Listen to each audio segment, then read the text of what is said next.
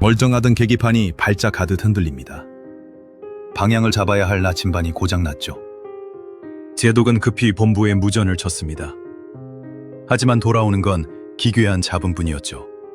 그 순간 눈앞의 풍경이 완전히 바뀌었습니다. 끝없이 펼쳐진 하얀 얼음이 사라졌습니다. 믿을 수 없는 광경이 창밖을 채웠죠.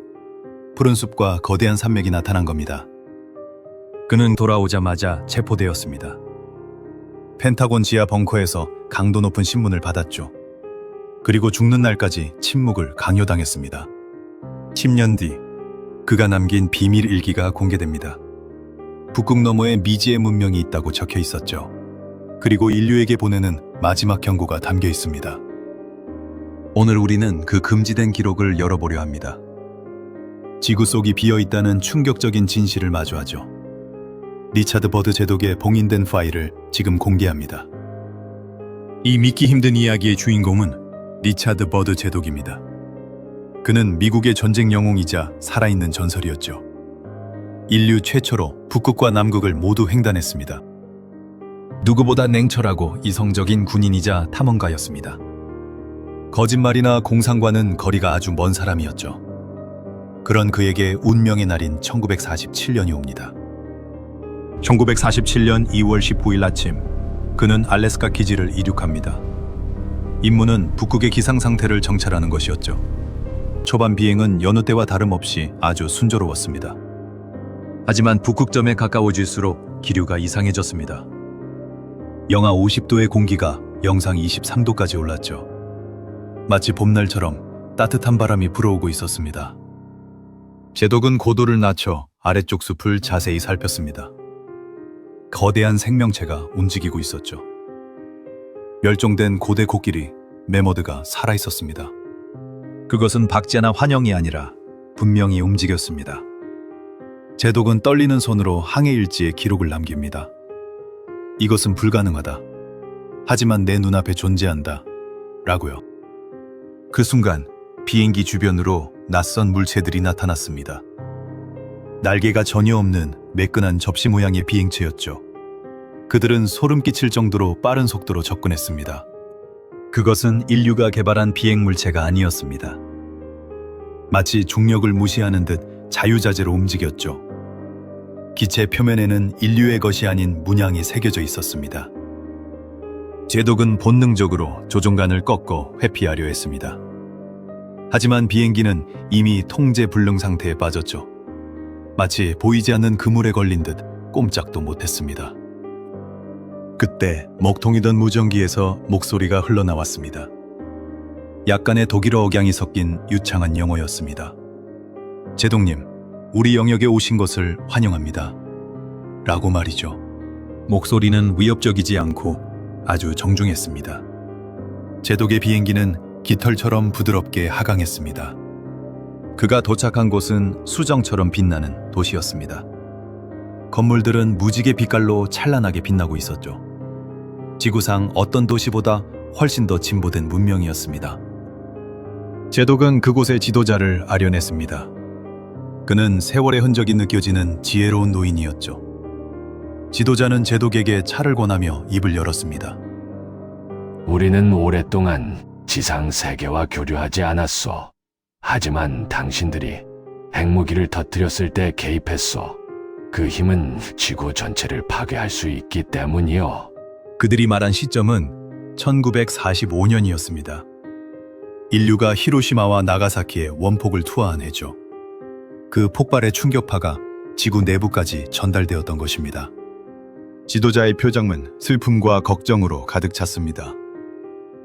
당신들의 과학은 이성을 잃고 폭주하고 있어. 이대로 가면 인류는 스스로 멸망할 것이요. 그들은 이미 여러 차례 지상으로 메시지를 보냈습니다. 하지만 인류의 지도자들은 그들의 비행체를 공격했죠. 전투기로 추격하고 미사일을 쏘며 적으로 간주했습니다. 당신은 명예로운 사람이니 내 말을 전하시오. 인류의 광기를 멈추지 않으면 암흑기가 도래하고 모든 문명이 잿더미가 되어 과학은 사라질 것이오. 지도자와의 대화는 그것으로 끝이 났습니다. 제독은 다시 비행기에 태워져 지상으로 보내졌죠. 돌아오는 길은 마치 꿈을 꾼 것처럼 몽롱했습니다. 제독은 기지에 도착하자마자 상부에 보고했습니다. 자신이 겪은 모든 일을 하나도 빠짐없이 진술했죠. 하지만 돌아온 반응은 그의 예상과는 전혀 달랐습니다. 그는 즉시 워싱턴 펜타곤으로 소환되었습니다. 최고위층 장성들과 정보국 요원들이 그를 기다렸죠. 무려 6시간 30분 동안 강도 높은 신문이 이어졌습니다. 결국 그들은 제독에게 절대적인 침묵을 명령했습니다. 이 모든 것은 미국의 1급 기밀 사항이다. 군인으로서 명령에 복종하고 입을 다물라. 라고 강요했죠. 제독은 평생을 국가에 헌신한 군인이었습니다. 명령 불복종은 곧 반역이나 다름없는 행위였죠. 그는 끓어오르는 진실을 삼키고 침묵해야만 했습니다. 그가 목격한 지하 문명은 서리봉투 속에 봉인됐습니다. 세상 사람들은 아무것도 모른 채 냉전 시대를 살았죠. 하지만 제독의 마음속에서는 전쟁이 끝나지 않았습니다.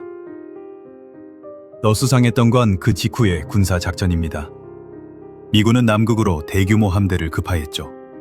이름하여 하이점프 작전이라 불리는 훈련이었습니다. 표면적으로는 남극의 지형 탐사가 목적이었습니다. 하지만 항공모함과 전투기까지 4,000명이 동원됐죠. 탐사치고는 병력 규모가 전쟁 수준이었습니다. 음모론자들은 이것이 지하 문명과의 전쟁이었다고 봅니다. 실제로 작전 도중 미군은 원인 불명의 공격을 받았죠. 전투기가 추락하고 구축함이 파손되는 피해를 입었습니다. 제독은 예정된 기간을 채우지 못하고 급하게 철수했습니다. 그리고 의회 청문회에서 충격적인 발언을 남깁니다. 적은 남극과 북극을 순식간에 이동할 수 있다. 라고 말이죠. 당시 사람들은 그저 소련의 신무기를 말한다고 생각했습니다. 하지만 비밀일기가 공개된 지금 그 의미는 다릅니다. 그가 말한 적은 지상의 국가가 아니었을지도 모릅니다. 세월이 흘러 1957년이 되었습니다. 제독은 죽음을 앞두고 마지막 일기를 작성합니다. 평생 가슴속에 묻어두었던 진실을 기록하기 시작했죠. 나는 지난 10년간 군인의 의무를 다했다. 하지만 진실은 영원히 숨길 수 없는 법이다. 이 기록이 언젠가 세상의 빛을 보기를 바란다. 그는 자신이 본 것이 환상이 아님을 강조했습니다. 북극 너머에 분명히 미지의 대륙이 존재한다고 썼죠. 그리고 그곳의 문명이 우리를 지켜보고 있다고 말입니다. 현대과학은 지구 공동설을 단호하게 부정합니다. 지진파 분석 결과 지구 내부는 꽉 차 있다는 것이 정설이죠. 멘틀과 외핵, 내핵으로 이루어진 단단한 행성일 뿐입니다. 하지만 과학으로 설명되지 않는 의문점들은 여전합니다. 북극 해역에서 발견되는 미스터리한 온난 지역들, 그리고 남극 빙하 아래에서 감지되는 강력한 열원들 말이죠. 리차드 버드 제독의 일기는 과연 진실일까요? 아니면 늙은 영웅이 겪은 고고도 환각 증세였을까요? 진실은 여전히 저 차가운 얼음 아래 묻혀 있습니다. 고요한 기록 보관소는 우리가 무심코 지나쳤던 세상의 이면을 하나씩 기록해 나갑니다. 오늘 기록된 이 지식의 조각이 당신의 세계관의 새로운 확장이 되길 바랍니다.